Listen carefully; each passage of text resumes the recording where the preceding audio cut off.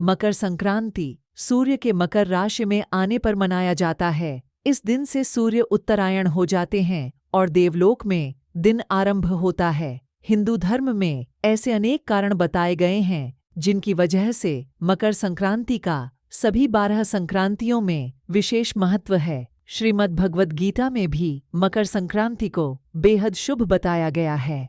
हिंदू धर्म में सूर्य देवता से जुड़े कई प्रमुख त्योहारों को मनाने की परंपरा है। उन्हीं में से एक है मकर संक्रांति। शास्त्रों में मकर संक्रांति पर स्नान, ध्यान और दान का विशेष महत्व बताया गया है। मकर संक्रांति पर खरमास का भी समापन हो जाता है और शादी विवाह जैसे शुभ और मांगलिक कार्यों पर लगी रोक हट जाती है। ऐसी मान्यता है कि इस दिन किया गया दान 100 गुना होकर वापस लौटता है। शीत ऋतु के पौष मास में जब भगवान भास्कर उत्तरायण होकर मकर राशि में प्रवेश करते हैं तो सूर्य की इस संक्रांति को मकर संक्रांति के रूप में देश भर में मनाया जाता है। वैसे तो मकर संक्रांति हर साल 14 जनवरी को मनाई जाती है, लेकिन पिछले कुछ साल से गणनाओं में आए कुछ परिवर्तन के कारण इसे 15 जनवरी को भी मनाया जाने लगा है। इस साल मकर संक्रांति 14 जनवरी को ही मनाई जा रही है।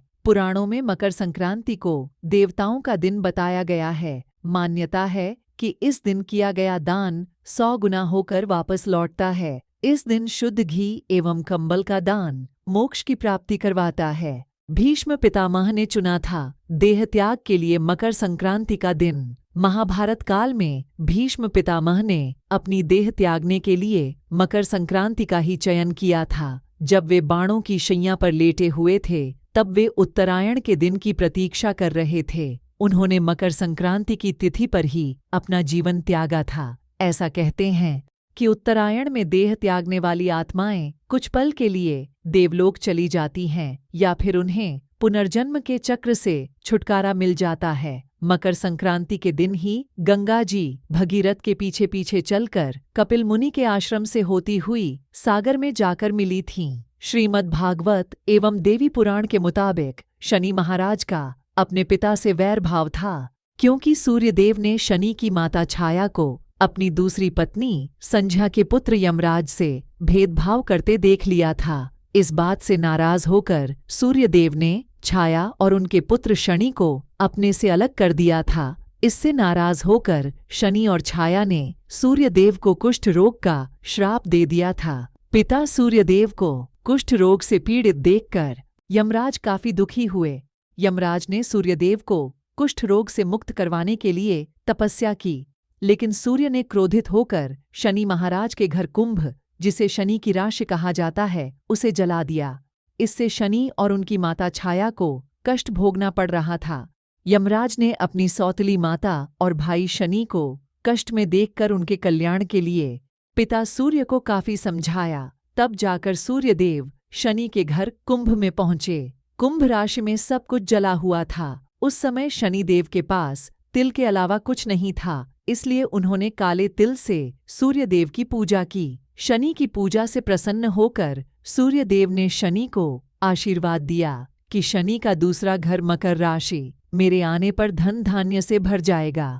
प्रसन्न होकर शनि महाराज ने कहा कि मकर संक्रांति को जो भी सूर्यदेव की पूजा करेगा उसे शनि की दशा में कष्ट नहीं भोगना पड़ेगा। तिल के कारण ही शनि को उनका वैभव फिर से प्राप्त हुआ था, इसलिए शनि देव को तिल प्रिय है। इसी समय से मकर संक्रांति पर तिल से सूर्य एवं शनि की पूजा का नियम शुरू हुआ। देवताओं का दिन है मकर संक्रांति। सूर्य का मकर राशि में प्रवेश यानी मकर संक्रांति दान और पुण्य की पावन तिथि है। इसे देवताओं का दिन भी कहा जाता है। इसी दिन से सूर्य उत्तरायण हो जाते हैं। शास्त्रों में उत्तरायण के समय को देवताओं का दिन और दक्षिणायन को देवताओं की रात कहा गया है। मकर संक्रांति एक तरह से देवताओं की सुबह होती है। इस दिन स्नान, दान, जप, तप, श्राद्ध और अनुष्ठान का बहुत महत्व है। पौराणिक कथा कहती है कि ये तिथि उत्तरायण की तिथि होती है।